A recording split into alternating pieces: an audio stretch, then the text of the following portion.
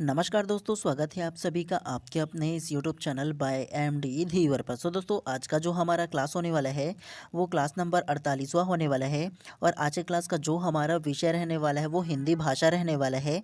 और आज के क्लास का जो हमारा टॉपिक रहने वाला है वो मैराथन आप लोगों का टेस्ट सीरीज क्लास 7 रहने वाला है। ठीक है, तो जब तक कि आप लोगों का एग्ज़ाम नहीं हो जाता, इन 2-3 दिनों में मैराथन क्लास में कंटिन्यू आप लोगों के लिए लेकर के आते रहूँगा। जो जो इम्पोर्टेंट क्वेश्चन है वो सारी चीज़ लेकर के आते रहूँगा, ताकि आप लोगों की तैयारी है वो बेहतर तरीके से और हो सके।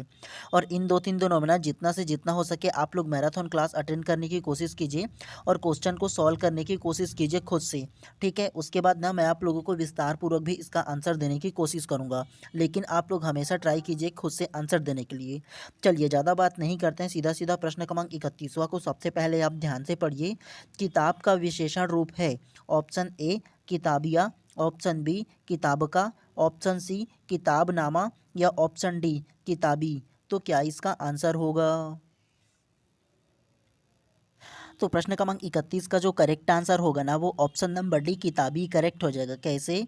किताब का विशेषण रूप है, तो ये जो किताब शब्द है ना उसका जो विशेषण रूप है वो ऑप्शन नंबर डी किताबी करेक्ट हो जाएगा।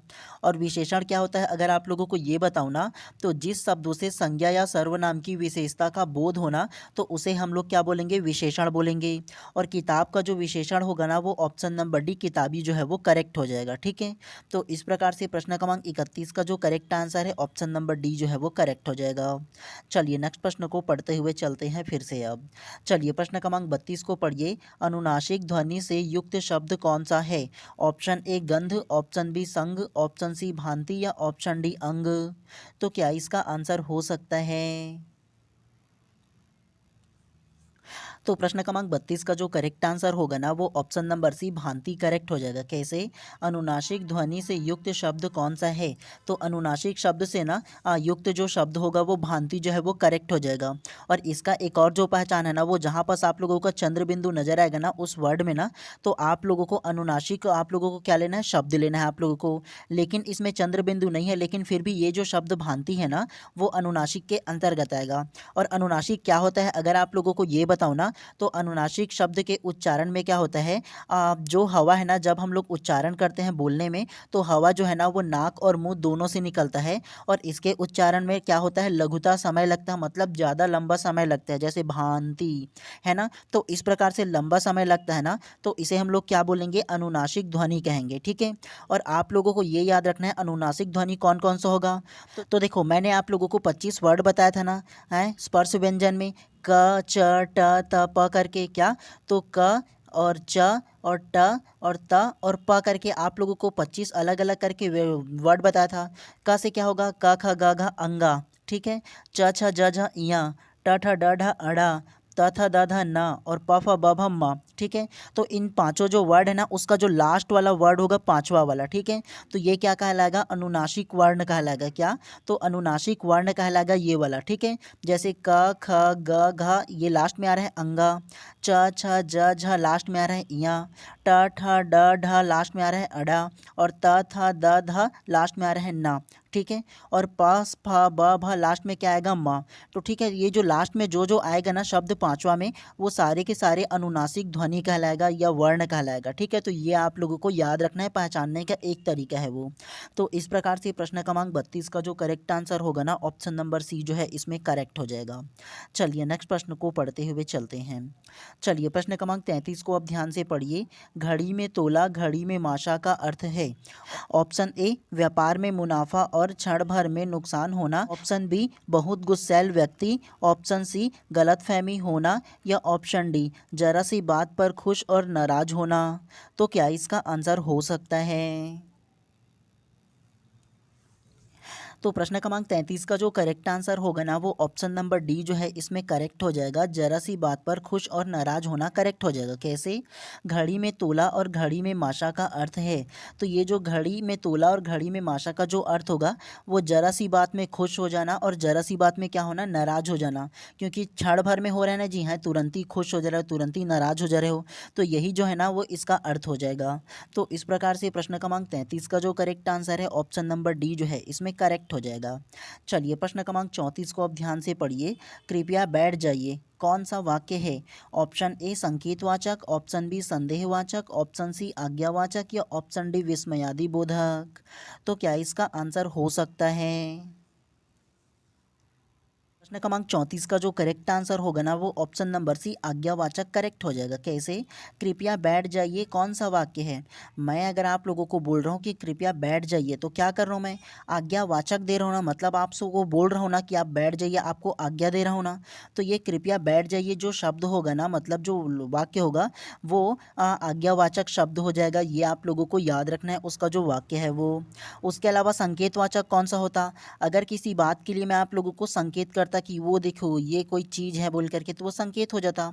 संदेहवाचक कौन सा होता? जिसमें आप लोगों को डाउट होता, संदेह होता कोई भी प्रश्न में, है ना, तो ये संदेहवाचक हो जाता। विस्मयादि बोधक कैसे कहलाता?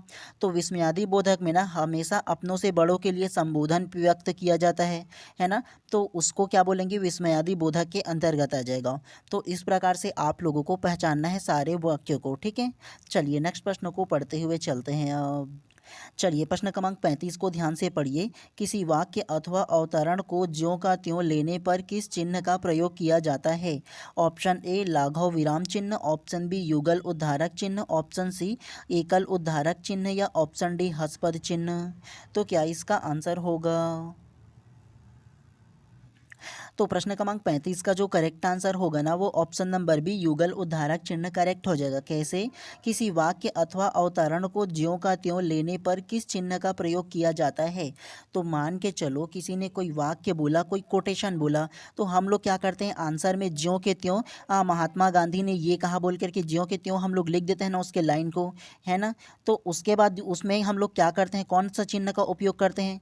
मान के चलो किसी ने कुछ कहा तो उसको हम लोग किसी वाक्य में लिख रहे हैं, अपने आंसर में लिख रहे हैं, तो वहाँ क्या करेंगे? युगल उद्धारक चिन्ह का प्रयोग ना करेंगे जी। इस प्रकार के जो आता है वो आप लोगों ने किया भी होगा। इन्होंने ये कहा बोल करके उसके कोटेशन को लिखते हो और लिखने से पहले आप लोग युगल जो उद्धारक चिन्ह है उसका प्रयोग हम लोग करते हैं इस प्रकार से डबल डबल वाला।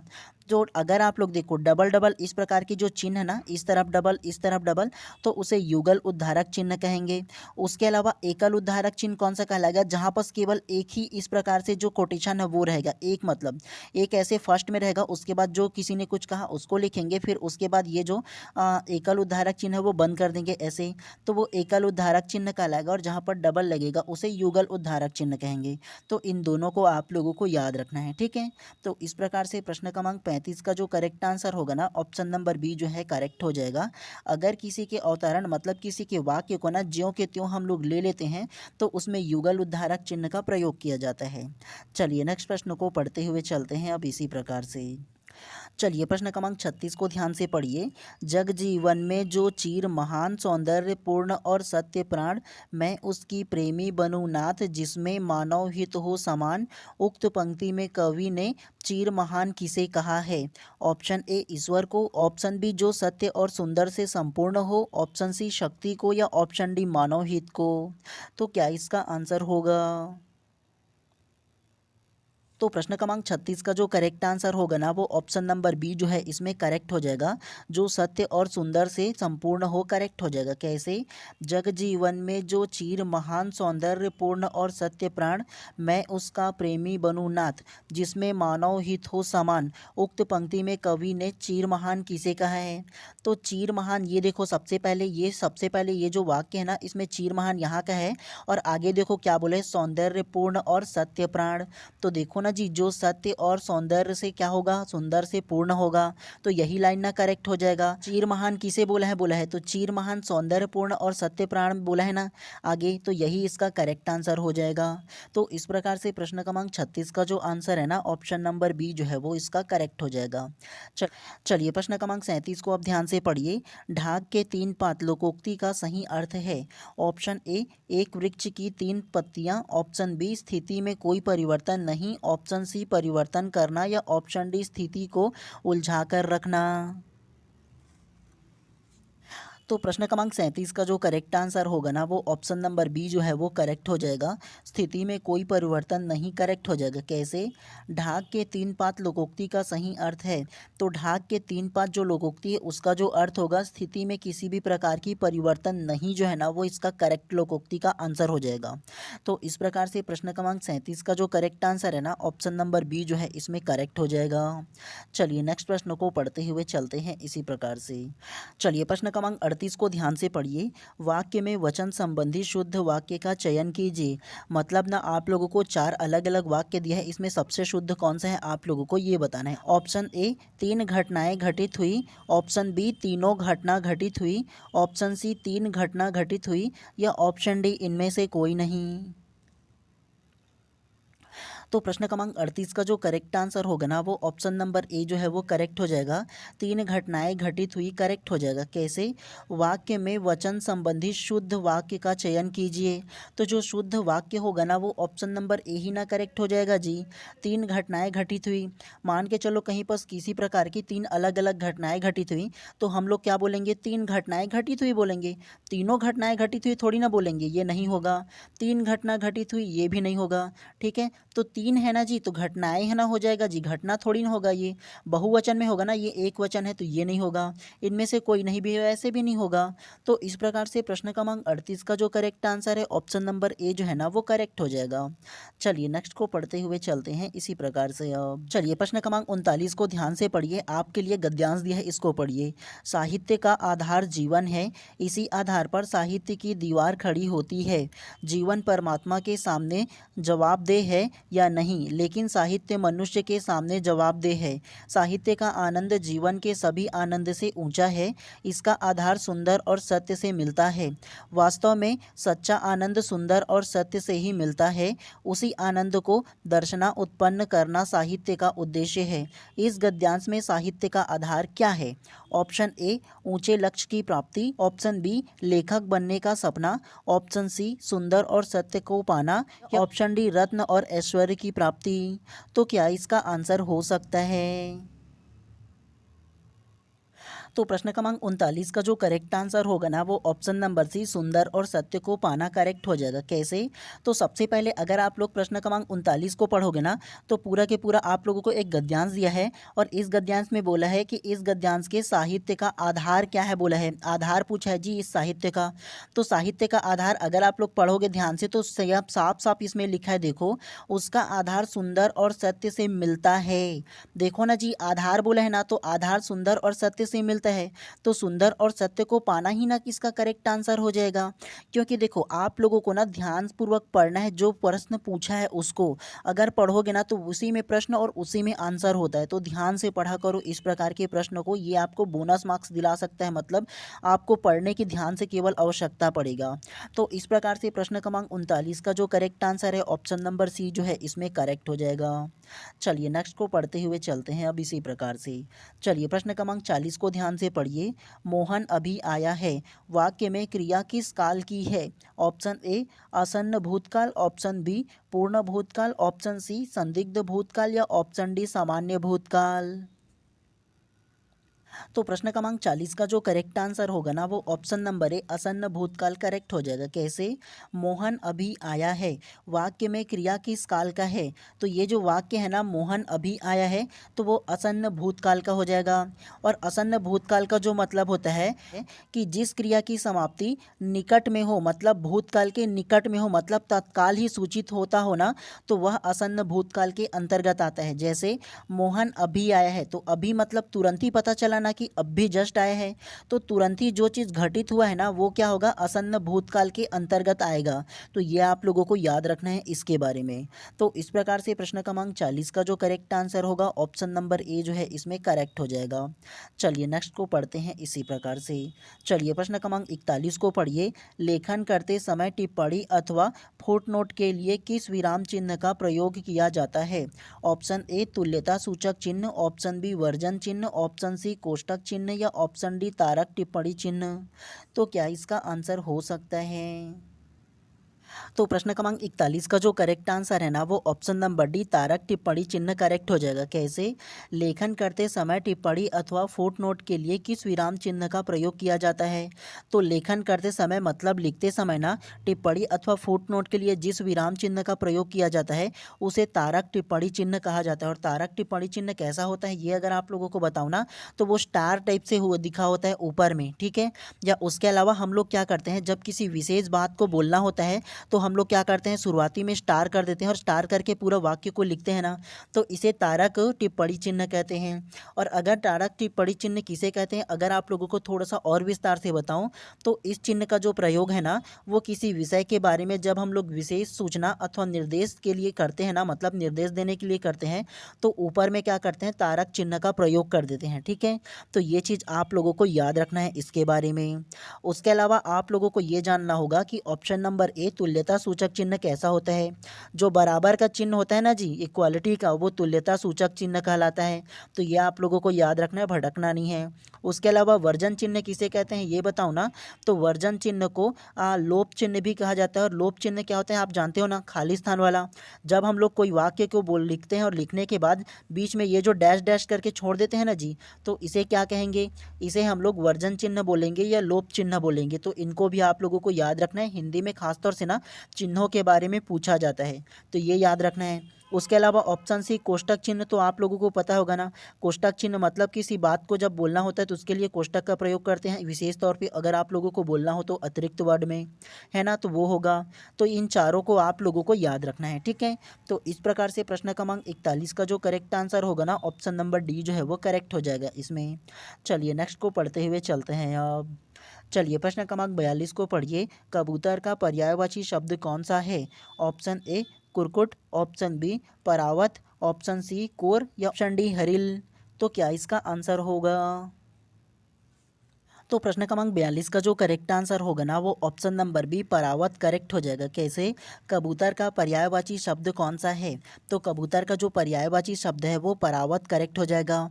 उसके अलावा कबूतर को परेवा भी बोला जाता है, आप लोगों को पता होगा ना, ठीक है। तो ये दोनों को आप लोगों को याद रखना है, परावत या परेवा जो है ना वो कबूतर का पर्यायवाची शब्द है।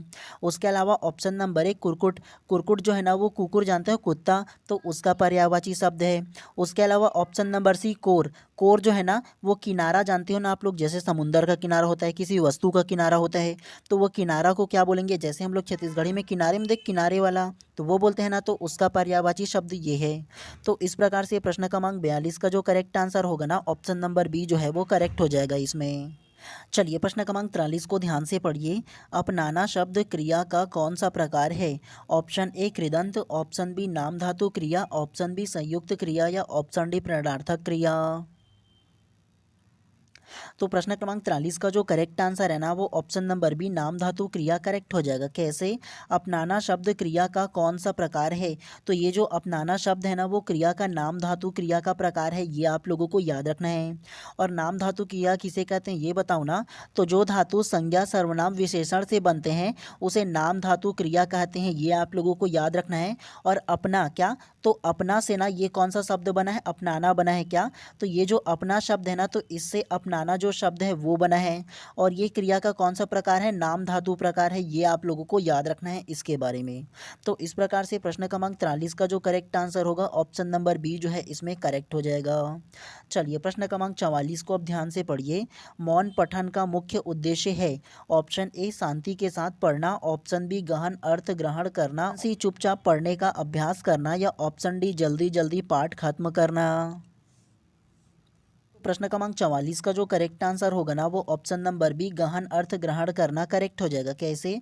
मौन पठन का मुख्य उद्देश्य है, मौन पठन मतलब बिना जुबान से आवाज़ निकाले चुपचाप आंखों और दिमाग के सहारे आप लोग पढ़ना क्या कहलाता है? मौन पठन कहलाता है। और मौन पठन का जो मुख्य उद्देश्य होता है ना वो गहन अर्थ ग्रहण करना होता है। तो इस प्रकार से प्रश्न क्रमांक 44 का जो करेक्ट आंसर है ऑप्शन नंबर बी जो है इसमें करेक्ट हो जाएगा। चलिए प्रश्न क्रमांक 45 को पढ़िए। क्रोधी शब्द क्या है? ऑप्शन ए सर्वनाम, ऑप्शन बी क्रिया विशेषण, ऑप्शन सी संज्ञा या ऑप्शन डी क्रिया। तो क्या इसका आंसर होगा इसमें? तो प्रश्न क्रमांक 45 का जो आंसर है ना वो व्यापम के द्वारा इस प्रश्न को विलोपित कर दिया गया था। क्यों किया गया था ये जान लो। सबसे पहला, क्रोधी शब्द क्या है बोले है ना, तो ये जो क्रोधी शब्द है वो केवल विशेषण है। क्या? तो क्रोधी शब्द केवल विशेषण है। कैसे? जैसे मैं बोल दूं कि क्रोधी व्यक्ति, मोहन क्रोधी है, तो क्रोधी का मतलब क्या है? उस व्यक्ति की विशेषता को बतला रहा है ना, तो वो क्या होगा? वो उस व्यक्ति की क्या बोल रहा है? विशेषण को बता रहा है, विशेषता को बतला रहा है। तो क्रोधी व्यक्ति जो होगा ना वो विशेषण होगा। लेकिन इसमें क्रिया विशेषण दिया है तो क्रिया विशेषण नहीं होगा, क्योंकि क्रिया इसमें भी है, क्रिया विशेषण नहीं होगा इसमें, ये याद रखना है। केवल विशेषण बस है, जिनके कारण ना व्यापम के द्वारा इस जो प्रश्न है उसको विलोपित कर दिया गया है।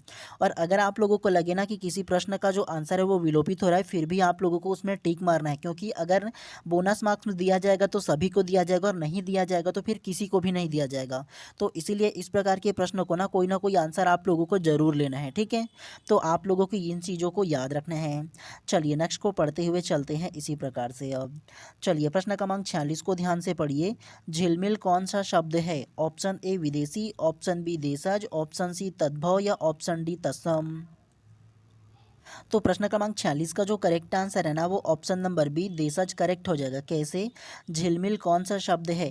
तो झिलमिल जो शब्द है ना वो देशज शब्द है। और देशज शब्द का मतलब ये होता है कि हम लोगों की जो गांव में जो बोलचाल की भाषा में जो बोली जाती है ना, वो भाषा को क्या बोलेंगे? देशज बोलेंगे। मतलब जो अपने देश में ही उत्पन्न हुआ जो शब्द है उसे देशज कहते हैं।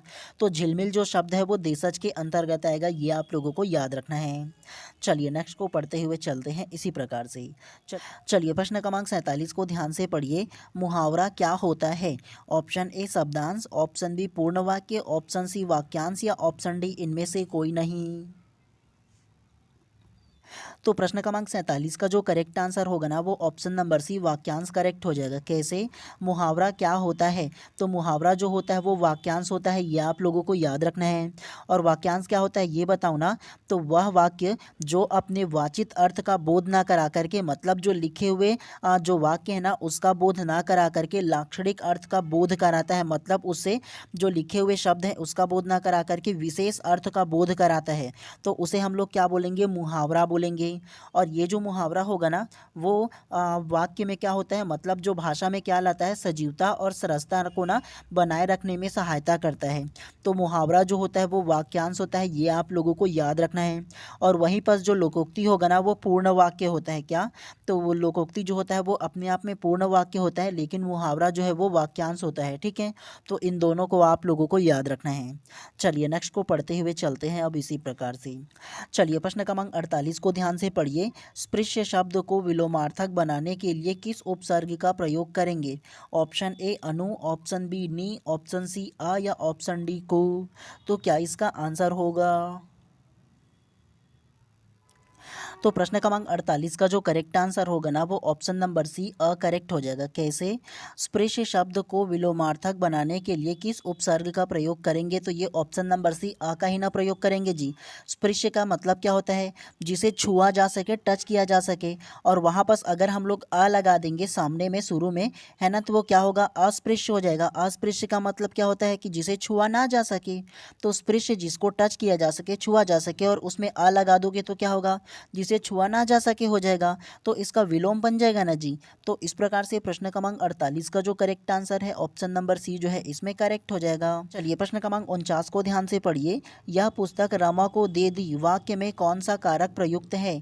ऑप्शन ए अपादान कारक, ऑप्शन बी संप्रदान कारक, ऑप्शन सी संबंध कारक या ऑप्शन डी अधिकरण कारक। तो प्रश्न क्रमांक 49 का जो करेक्ट आंसर होगा ना वो ऑप्शन नंबर बी संप्रदान कारक करेक्ट हो जाएगा। कैसे? यह पुस्तक रमा को दे दी वाक्य में कौन सा कारक है? तो ये जो कारक होगा ना वो संप्रदान कारक करेक्ट हो जाएगा। और संप्रदान कारक क्या होता है अगर आप लोगों को ये बताऊँ ना, तो जिसके लिए कुछ किया जाए, जिसको कुछ दिया जाए। क्या? तो जिसके लिए कुछ किया जाए या जिसको कुछ दिया जाए वो संप्रदान कारक के अंतर्गत आएगा। और देखो इसमें क्या बोला है? यह पुस्तक रमा को दे दी, तो दे दिया बोल रहे हैं ना, या जिसके लिए कुछ कर रहे हैं, तो वो कौन सा कारक में आएगा? संप्रदान कारक के अंतर्गत आ जाएगा। और इसमें कौन सा विभक्ति है? को, के लिए। तो तीनों को पहचानना है। को, के और लिए, ये तीनों ना इसकी विभक्ति है, तो ये भी आप लोगों को याद रखना है।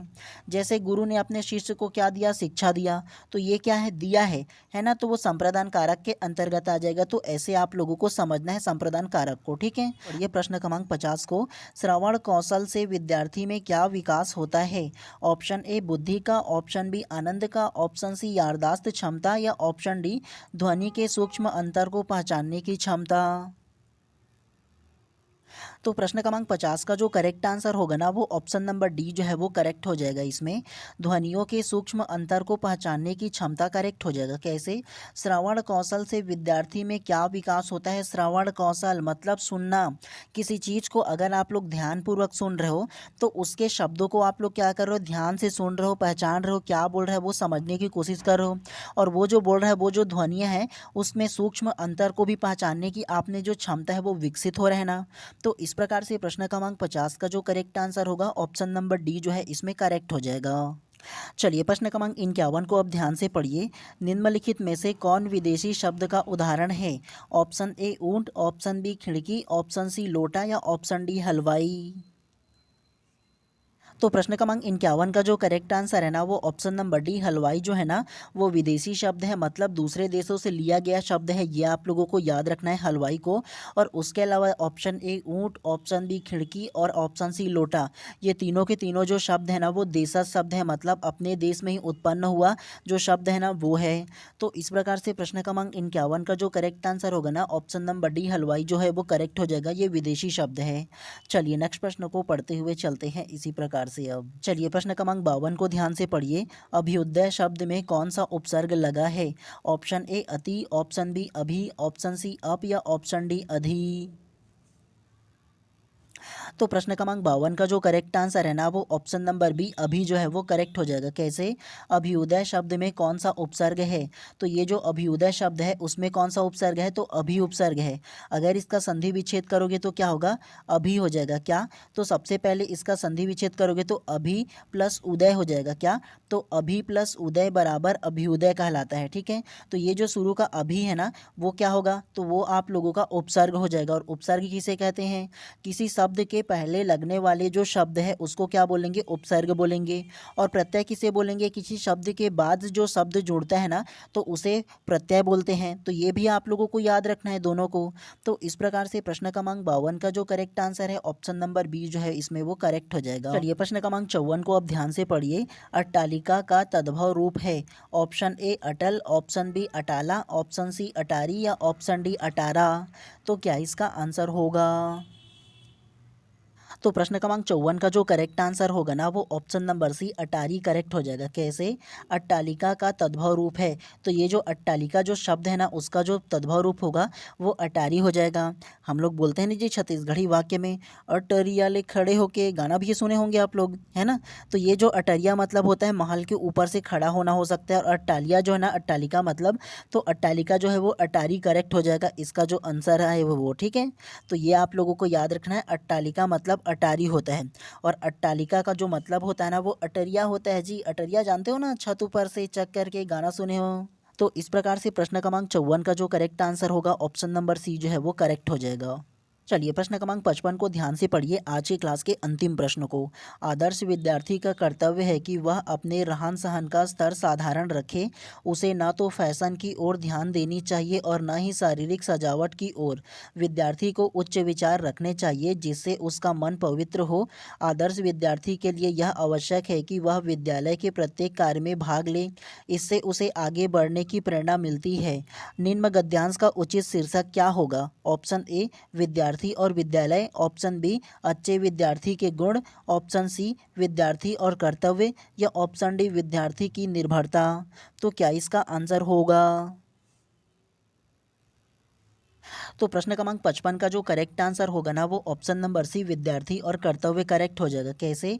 तो अगर आप लोग ना प्रश्न क्रमांक 55 को पढ़ोगे तो शुरुआती में वो आप लोगों को पता चलेगा विद्यार्थी और कर्तव्य। देखो इसका लिखा है ना, आदर्श विद्यार्थी का कर्तव्य है कि वह अपने रहन सहन स्तर को साधारण रखे। तो आदर्श विद्यार्थी का क्या है? कर्तव्य बोला है जी, शुरुआती में उसके शीर्षक को दे दिया गया है। और इसमें क्या पूछा है? शीर्षक क्या है बोला है, तो विद्यार्थी और कर्तव्य ही ना हो जाएगा जी।